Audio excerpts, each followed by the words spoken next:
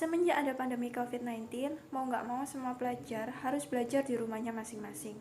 Hal ini dikarenakan kondisi sekolah yang sudah memasuki zona merah. Nah, buat aku sendiri, belajar di rumah itu ada baik dan buruknya. Sudah memasuki 4 bulan, aku menjalani pembelajaran secara daring, dan menurutku hal ini kurang efektif karena tidak bisa bertatap muka secara langsung dengan guru, dan kadang juga aku merasa bosan karena tidak bisa bercanda dengan teman-teman seperti halnya di sekolah. Karena semua hal ini, kadang aku juga merasa sulit untuk menerima materi yang telah dijelaskan oleh guru. Tapi PJJ ini juga ada baiknya, di mana kita bisa ikut berpartisipasi dalam memutus rantai penyebaran COVID-19 dan mengikuti anjuran pemerintah yaitu social distancing.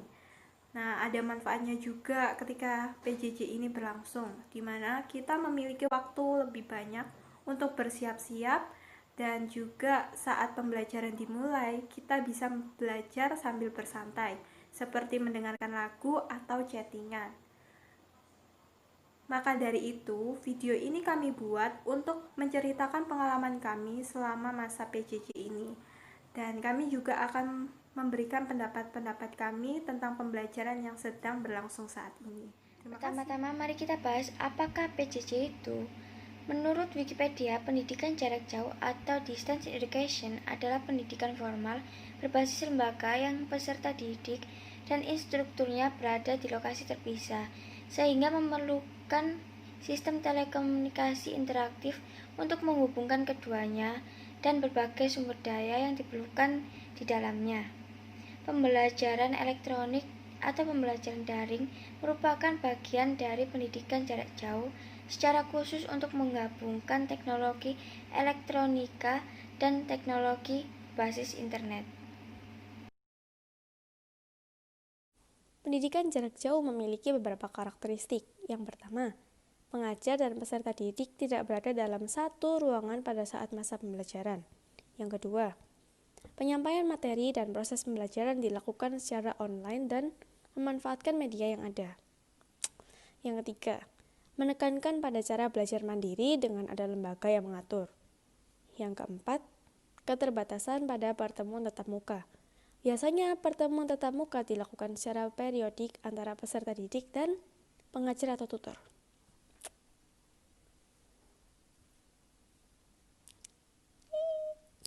Sudah. Ada beberapa hal yang berbeda dalam pelaksanaan belajar mengajar di sekolah sebelum dan selama pandemi. Pertama, sekolah tatap muka di saat sebelum pandemi ini sifatnya wajib, sedangkan pada masa pandemi tidak wajib.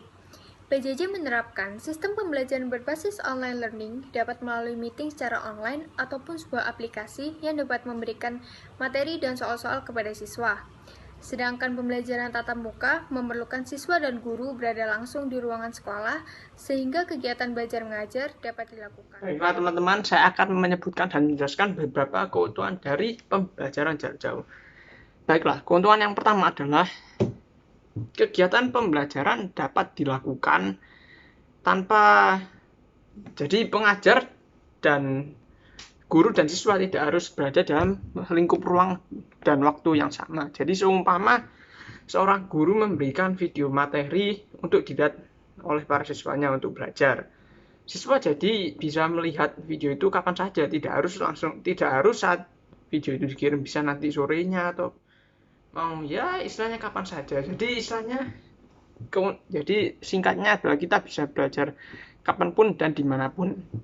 Lalu yang kedua adalah kegiatan pembelajaran jarak jauh membutuhkan biaya yang jauh lebih sedikit. Jadi misalnya kalau semangat kita harus melakukan kegiatan pembelajaran tatap muka, sebenarnya banyak sekali biaya yang harus dikeluarkan, yang terlihat jelas maupun tidak terlihat jelas. Misalnya listrik dari bangunan sekolah, lalu biaya transportasi untuk kita pergi ke sekolah, lalu kertas yang digunakan, lalu alat tulis yang digunakan, ya banyak lagi lah contohnya yang nggak bisa saya sebutkan semua dalam satu video.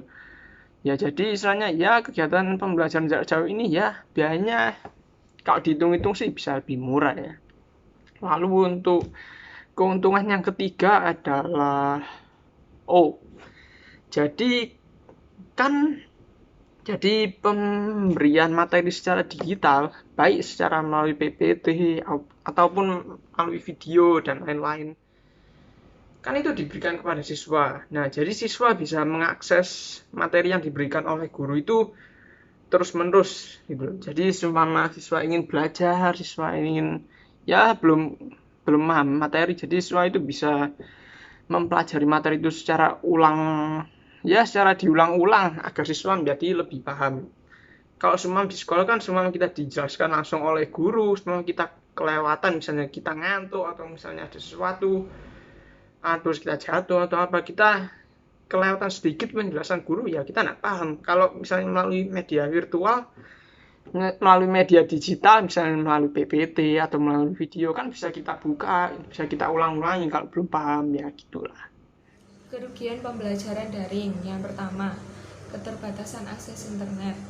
Jika Anda berada di daerah yang tidak mendapatkan jangkauan internet, maka akan sulit bagi Anda untuk mengakses layanan pembelajaran daring. Selain itu, harga pemakaian akses internet masih dirasa cukup mahal bagi beberapa kalangan masyarakat Indonesia. Yang kedua, berkurangnya interaksi murid dengan pengajar. Beberapa metode pembelajaran daring bersifat satu arah. Hal tersebut menyebabkan interaksi pengajar dengan murid semakin berkurang, sehingga akan sulit bagi siswa untuk mendapatkan penjelasan dari materi yang belum paham. Yang ketiga, pemahaman terhadap materi. Materi yang diajarkan dalam pembelajaran daring direspon berdasarkan tingkat pemahaman yang berbeda-beda. Beberapa orang mungkin dapat menangkap materi dengan cepat hanya dengan membaca. Namun ada juga yang membutuhkan waktu lebih lama sampai benar-benar paham. Bahkan ada juga yang membutuhkan penjelasan dari orang lain agar materi yang dipelajari dapat mudah dipahami. Kali ini aku mau cerita tentang pengalaman aku selama pembelajaran secara daring. Biasanya kita kan sering ngerasain bosan saat pembelajaran. Nah, di sini aku itu mau ngasih solusi biar kita nggak ngerasa bosan. Kalau pengalaman aku sendiri sih biasanya aku sambil ngemil, kalau enggak ngedengerin lagu. Pada saat pembelajaran secara daring biasanya kan ada materi nih yang belum bisa kita pahami. Di sini aku ada solusinya. Berdasarkan pengalaman aku dan teman-temanku, biasanya kita itu buat grup, terus kita bahas tuh materi yang belum kita paham di grup tersebut. Dan biasanya kita juga bisa melalui Zoom, kita Zoom bareng, terus kita bahas tuh materi yang belum bisa kita pahami. Saya akan membicarakan tentang solusi terhadap pembelajaran daring agar lebih efektif lagi.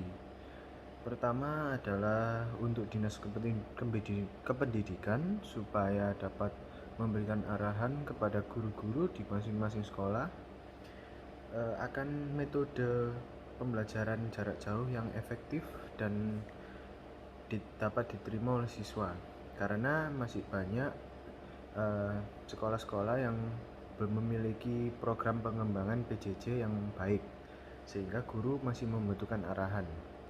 Yang kedua adalah agar pemerintah dapat memberikan fasilitas yang dapat memungkinkan siswa dan guru mengikuti pembelajaran jarak jauh dengan baik, karena masih banyak kendala sinyal maupun gadget yang dapat digunakan untuk pembelajaran jarak jauh.